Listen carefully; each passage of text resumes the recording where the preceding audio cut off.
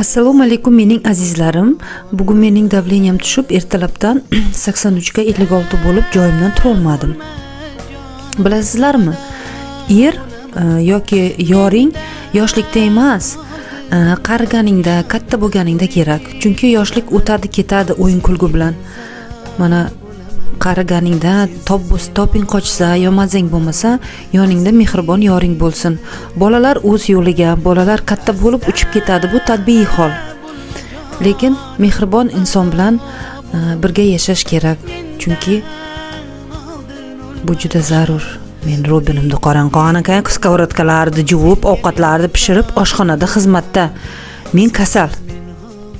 Nasib bo'lsa, ertaga yaxshi bo'lib ketaman degan umiddaman. Уже hozir yaxshiman. Shunchaki sizlar bilan bo'lishyapman bugungi o'tgan kunimni. Qobil chiqdi,